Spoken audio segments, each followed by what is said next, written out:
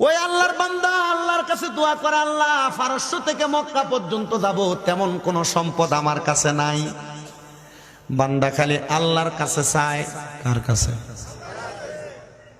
আল্লাহর কাছে চাইলে আল্লাহ ব্যবস্থা করে দিতে পারে কি পারে না? ওই বান্দায় আল্লাহর কাছে কখন চাই? দুনিয়ার সবার যখন দেওয়ার ক্ষমতা বন্ধ, ওই আল্লাহর দেওয়ার ক্ষমতা সেখান থেকে শুরু হয়ে যায়। আপনারা বলেন, আমরা ওই আল্লাহর কাছে আমাদের সকল বিপদ, সকল মুসিবত থেকে সকল কিছু চাওয়ার দরকার আছে না নাই?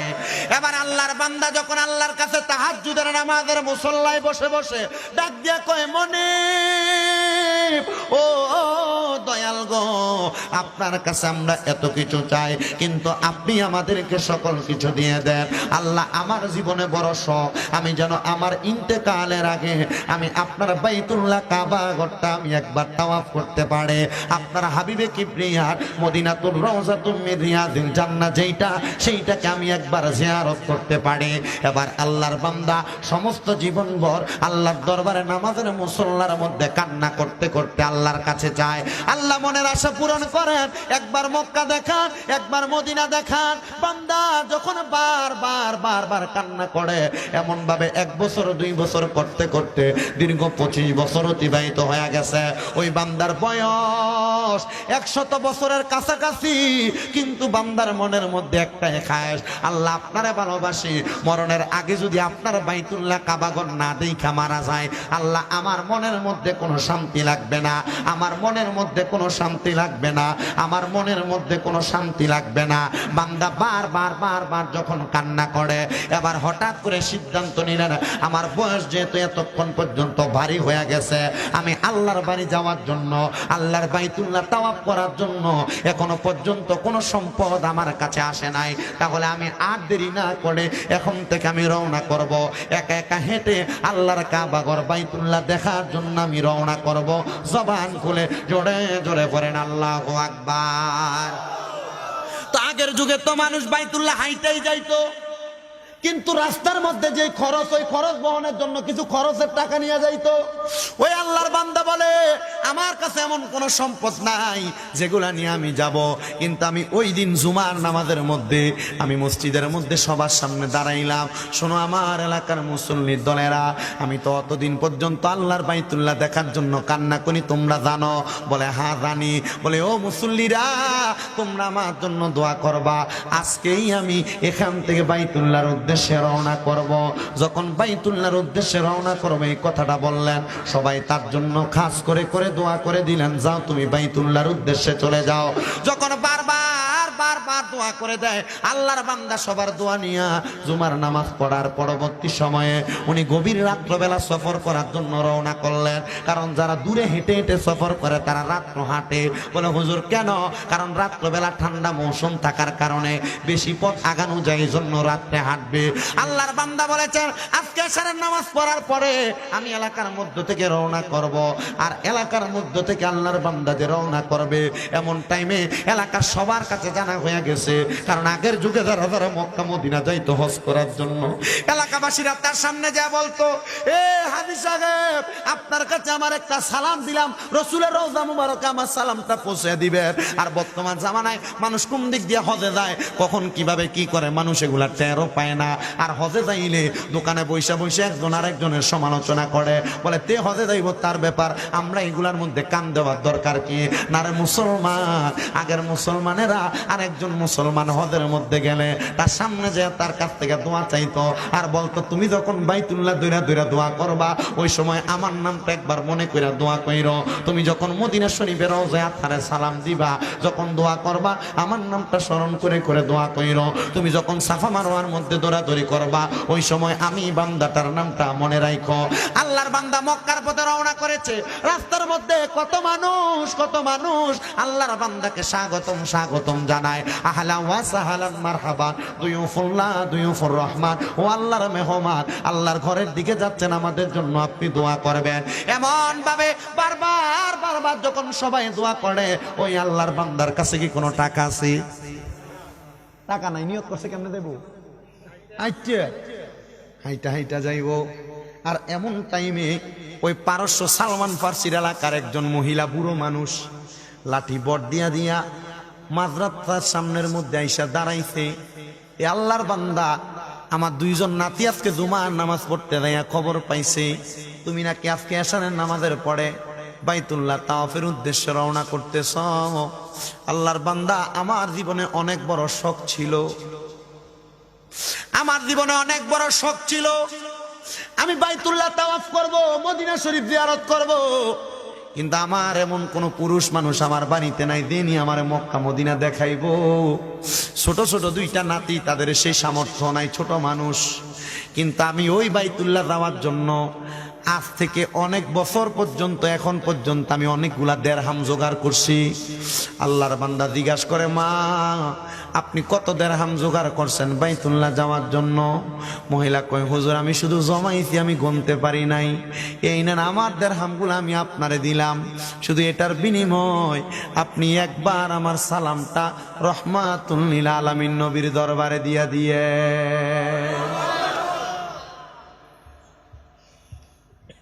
আল্লাহর বান্দা চিন্তা করলেন, আমার বয়স বাড়ি হয়ে গেছে, আমি বাইতুল্লাহ যাইতে পারবো কিনা, টাকা আর অপেক্ষা করলে জানি না। আমি এখন আল্লাহর উপর তাওয়াক্কুল করে বিশ্বাস করে আমি রওনা করতেছি আমি কাবার উদ্দেশ্যে। এবার আল্লাহর বান্দা কাবার উদ্দেশ্যে রওনা করেছে। আর রাস্তার মধ্যে অনেক পুরনো বয়সের বুড়ো একজন মহিলা এসে বলছে, আমি নিয়ত করেছিলাম হজ করার জন্য যাব, কিন্তু আমাকে হজে নিয়ে যাবে এমন কোন পুরুষ মানুষ আমার সাথে নাই। এখন না মুআল্লিমরা দায়িত্ব নিয়ে মহিলাদেরকেও হজ করাইয়া দেয়, কিন্তু মুআল্লিমরা মহিলাদেরকে হজ করাইব কেমনে? মুআল্লিমরা মহিলাদেরকে নিয়ে এমন ছাইরা দেয়। জন্য আশিক বলছে, ওরে ভালোবাসার জায়গা মদিনা, ভালো লাগার জায়গা মদিনা, বলেন ভালোবাসার জায়গা মদিনা, ভালো লাগার জায়গা মদিনা, বলেন ভালোবাসার জায়গা মদিনা, ভালো লাগার জায়গা মদিনা। এত ভালোবাসা কেউ তো দিবে না, এত ভালো ভালোবাসা কোথায় পাবে না, সাজিয়েছেন দয়াল রাব্বানা ভালোবাসার জায়গা মদিনা, বলেন ভালোবাসার জায়গা, ভালো লাগার জায়গা মদিনা, বলেন ভালোবাসার জায়গা মদিনা, ভালো লাগার জায়গা মদিনা। মদিনা শরীফ দয়ার খাজিনা, মদিনা শরীফ দয়ার খাজিনা, আশেকে ছাড়া কেউ তো বোঝে না, বলেন আশেকে ছাড়া কেউ তো বোঝে না, ভালোবাসার জায়গা মদিনা। মদিনা শরীফ কিসের খাজিনা? কথা কয় না, আরে দয়ার খাজিনা, রহমতের খাজিনা। আল্লাহ নবী দোয়া করছে, আল্লাহ আপনি মক্কা শরীফের চাইতে ডাবল বরকত দান করেন। আল্লাহ কইছে, হ্যাঁ মক্কা শরীফের চাইতে ডাবল বরকত মদিনা শরীফে। এটা আশিক ছাড়া কেউ বুঝবে না। এ দেখবেন 2 দিন পরে ফতুয়া বাইর হয়ে যাবো, মক্কায় যাবো হজ করার জন্য, মদিনা যাওয়া দরকার নেই। হয়নি? এখন সোশ্যাল মিডিয়াতে অল্প কয়েকদিন আগে একটা নিউজ দেখছি, কোন মানুষ মক্কায় যদি উমরা করার জন্য 2-3 বারও যায়, বছরে একবার শুধু মদিনা যাইতে পারবো। এটা কি ইহুদিরা চাইল না? ইহুদিরা চাইল না? কারণ মুসলমানের শান্তির জায়গা, প্রশান্তির জায়গা মদিনা শরীফ। একটু মহাব্বতে, মদিনা শরীফ দয়ার খাজিনা, মদিনা শরীফ দয়ার খাজিনা, আশেকে ছাড়া অন্য বোঝে না, বলেন আশেকে ছাড়া কেউ তো বোঝে না, ভালোবাসার জায়গা মদিনা, বলেন ভালোবাসার জায়গা মদিনা, ভালো লাগার জায়গা মদিনা, বলেন ভালোবাসার ভালো লাগার। আমার বাবাজিরা, বন্ধুরা, ওই মহিলা মক্কা যাওয়ার জন্য দেরহাম জমাইছে। আল্লাহর বান্দা ফারেসের ডাক দিয়া কয়, ও মা আপনি কত দেরহাম জমাইছেন? মহিলা ডাক দিয়া কয়, বাবা মক্কায় যাওয়ার ইচ্ছা হয়েছে, তখন থেকে জমানো শুরু করছি, এখন পর্যন্ত জমাগুলা টাকাগুলো আমি গুনতে পারি নাই। টাকার পুটলিটা আল্লাহর বান্দার হাতের মধ্যে দিয়া দিছে। আল্লাহর বান্দা কয়, আল্লাহ আমি যখন ঘর থেকে বের হইতেছিলাম আমি আপনার কাছে কাছে দোয়া করছে, আল্লাহুম্মা বিসমিল্লাহি তাওয়াক্কালতু আলাল্লাহ, আল্লাহ আপনি কবুল করেন, আপনার নামে শুরু করতেছে এবং আপনার উপর আমি ভরসা করেছি। বান্দা শুধু দোয়া করছে, আল্লাহুম্মা বিসমিল্লাহি তাওয়াক্কালতু আলাল্লাহ। আপনারা মনে মনে আরেকবার মনে মনে পড়েন, আল্লাহুম্মা বিসমিল্লাহি তাওয়াক্কালতু আলাল্লাহ। হে আল্লাহ কবুল করেন, আপনার নামে শুরু করতেছে এবং আপনার উপর ভরসা করেছে। বান্দা কয়, আল্লাহর কসম, মহিলা যে দিরহামগুলো আমার হাতের মধ্যে দিছে, আমি তাকে দেখলাম একটা মানুষ নয়, এই দিরহাম দিয়া আরেকজন মানুষ হজ করতে পারবে।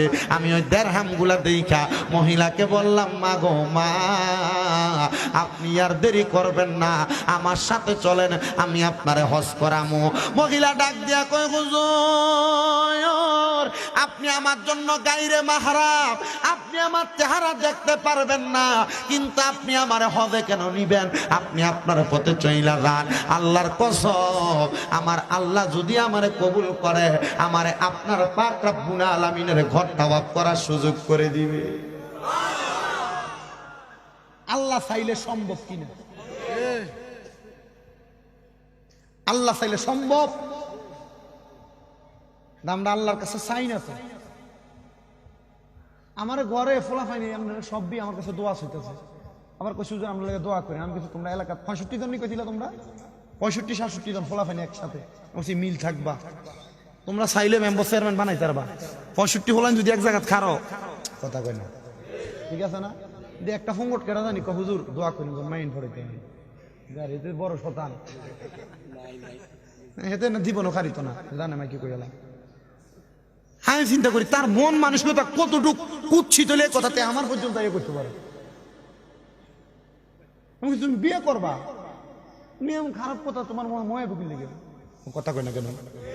এর লাগে ওই আমরা মসজিদের মাহফিলে কয়ে দিছি 20 বছর হয়ে গেলে ধরে ধরে বিয়ে করাই দিবে। হুজুর খাবাইবো কিতা?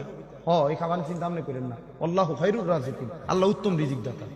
আমনের ফুটে দিয়ে হাকাম কুকাম করে বেড়াইবো, তখন এগুলার গুণা তো আমার দল লাগবে। কথা কয় না কেন? হ্যাঁ,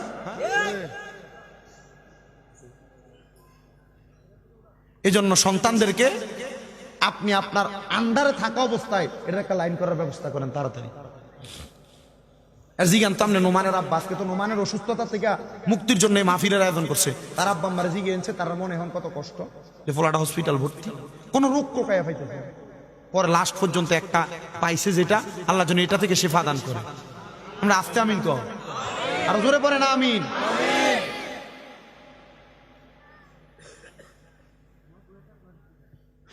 আল্লাহর বান্দা চলে গেছে হজ করার জন্য। মহিলা কয়, হুজুর আমি আপনার সঙ্গে যাইতে পারবো না, আপনি আমার এখান থেকে ছেড়ে দেন, আপনার হজ করার দায়িত্ব আমি আপনার কাছে আমার হাদিয়াগুলা প্রদান করলাম। ওই আল্লাহর বান্দাকে আমি গেলাম হজ করার জন্য মক্কায়। আমি তাকে দেখলাম রে, যেই মহিলা আমার দিরহাম দিয়া সহযোগিতা করেছে, আমি বাইতুল্লাহ শরীফের প্রথম চক্করে তাওয়াফ দিতেছি, আর আমি দেখছি ওই মুরব্বী মহিলা হাজরে আসওয়াদের মধ্যে চুম্বন দিতেছে। কোন জায়গায় চুমা দেয়? কোনটারে কয়? কালা পাথর, এটা দিতে কোন কালা পাথর কেমন? আচ্ছা এই মুরব্বী যারা যারা হজ করছে এরা দিন গেছে, এটার কাছে দিয়ে যাওয়া যায়নি, আর একারে কাজ পর্যন্ত যাইতে কষ্ট হয় না? যারা পারে না তারা দূর থেকে, ঠিক আছে নি, যারা দূর থেকে সুমা দিয়া, ঠিক আছে নি, কেউ কোন রকম ওই যে ব্যক্তি ধরতে পারে তার পিছন দিয়ে হাত দিয়া হাতে সুমা, আর যারা একটু শক্তিশালী তারা মোটামুটি আগাইতে পারে, এরা যে একটু সুমা দিয়া। আল্লাহর ওই বান্দা চিন্তা করলো, উমা আমি তো যুবক, আমি যাইতে পারলাম না, আর এই মহিলা তো লাঠি বট দিয়ে হাঁটছে। আল্লাহর বান্দা ওই জায়গায় থাকা অবস্থায় চিন্তা করলাম, আমি আমার তাওয়াফটা শেষ করিয়ে মহিলার লোক কথা কমু দে, আমার আগে কেমনে বাইতুল্লাহ পাইবে? মহিলা আড়ে কি দিয়া আমার তো শখ ছিল যাইতে, তো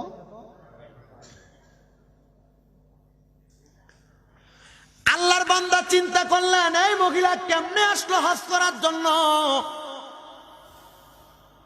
আল্লাহর বান্দা 7 চক্কর দেওয়ার পরে মহিলারা তালাশ করে, 7 চক্কর দেওয়ার পরে সেখান থেকে আরেকটা জায়গার ভিতরে যায়, যে জায়গার নাম হলো সাফা মারওয়ার পাহাড়।